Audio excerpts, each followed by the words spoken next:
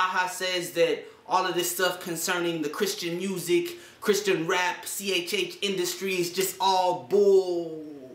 What's going on, everybody? It's KnuOrigen of TheKnuBlack. We back here with number 3, and your boy got some fresh boots. You might be like, dang, is he getting sponsored on YouTube already? Nah, my mom just got me these. She got your boy the Uggs. You know what I'm saying? It's cold out here. It was 8 degrees. I needed some fur in the boots. You know what I'm saying? Some boots with the fur. Uggs are for women. But sometimes you gotta make exceptions. You know what I'm saying? So we talking about aha, cuss words, and BS, which the last two might be the same thing depending on where you stand. But I feel like I had to have 3 things for y'all, because profanity, cuss words, aha. If you go back to the interview, aha says that all of this stuff concerning the Christian music, Christian rap, CHH industry is just all bull. You know what I'm saying? It's all BS. How do we feel about the relationship between Christians and these sectioned off words that we say should not be said in Christian culture?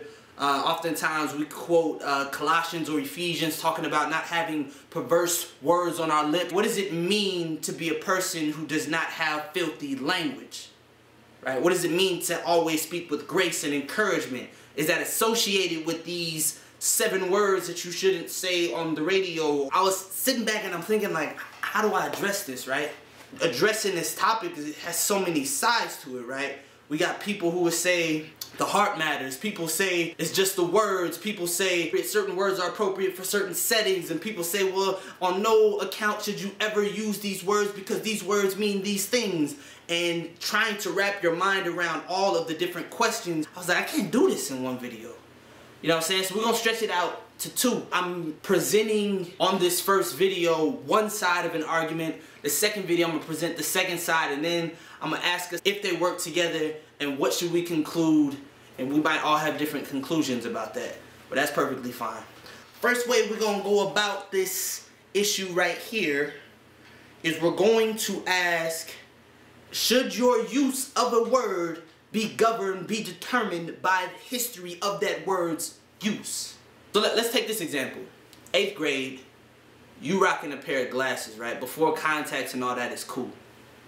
You come out onto the court, you just moved here, whatever it is, you get out there, you get invited with a group of friends, and they passing the ball, and they throw it to you, and knock your glasses off. You miss a shot, they were depending on you, they say, nice job, 4 eyes, right? It hurts, you kind of get mad, maybe you don't really say nothing about it, you keep going. Next time they say it again, nice job, 4 eyes, nice job, 4 eyes. Later on, this becomes your group of friends. And then, let's say you got contacts now. Let's say you got laser eye surgery. You haven't used glasses or contacts in the last 2 years. But your friend is still saying, yo, 4. Well, we heading out for lunch, yo, 4, right? But you get back home, you invite your friends over, maybe they're meeting your family for the first time. Your mom says, yeah, Dexter, it's time for dinner.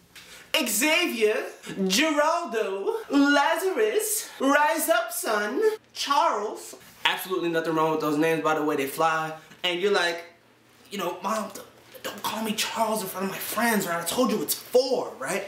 And your mom's like, why did they call you 4? Well, because blah, blah, blah. Well, you're not defined by your lack of sight, son. And you're like, well, Mom, call me 4, please. Like, they don't know me as Charles. It's cheesy. Like, I don't want to be, you know, they call me 4 money, you know what I'm saying? They call me 4 squad, you know what I'm saying? They call me for your boy, for your homes, like, for your hood, you know what I'm saying, mama? Now, that was an elaborate example to ask this question. Is the origin of why this word is associated with Charles the determining factor for why it should not be used?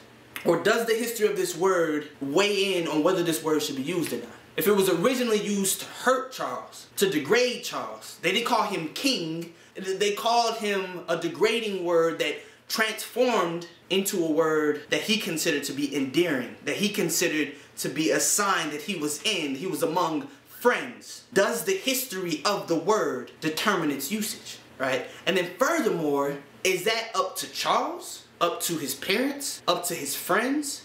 Who determines whether this word can be used? And he's saying, what does this have to do with profanity. The last example I use, the word in American culture that has taken an interesting shape because of American slavery. The N-word has so many different arguments around it, but you have on one of the camps will say this is a word that we should be able to use because it is a term of endearment between black brothers and black sisters. That using this word for us does not mean what it originally meant when it was attached to us.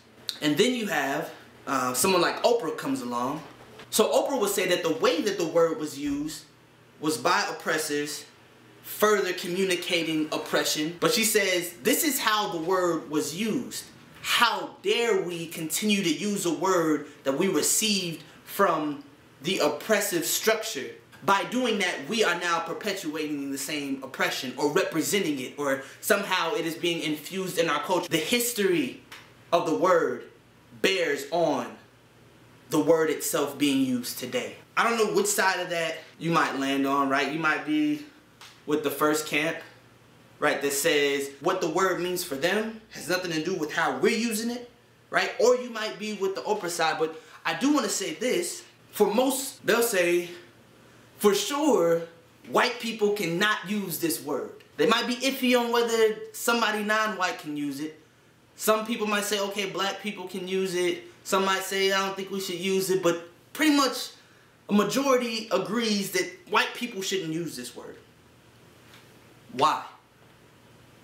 Because of the word's history. The history between the relationship between whites and blacks says that this word is now immediately offensive, no matter what the white person might mean in their heart, no matter if they want it to be endearing, no matter what situation they might want to apply to why they think this word should be used, they cannot use the word. So the question that I leave you with today, as Christians, if AHA says bull, does the history of how that latter word is used bear onto how AHA is using it now? Right, some of you might be like, well, this is a waste of time, right? And maybe so. Bear with me. There's another video coming, right? But I want, no matter what side you're on, if you identify with this side, help fill in the gaps. What am I missing about this side of the conversation? If you disagree with it, help point out the holes in that side, right? Is the history of how that word is used. If it's normally used to degrade, if it's normally used in verbal abuse, right? If that's how the word is used, and it has a track record of being used in that way, and in the common culture, does the history of the word bear on the usage of the word today? Or are words just words? So if you're rocking with this video, or even if you're not rocking with it, but just want to see where this conversation goes, like it, share it, comment below. Let's have true engagement down in the comment section, and subscribe. Every subscription helps, so subscribe below, and we're gonna have a part 2. So tune in next time. This is AHA, Cuss Words, and BS Part 1, and we're coming with Part 2.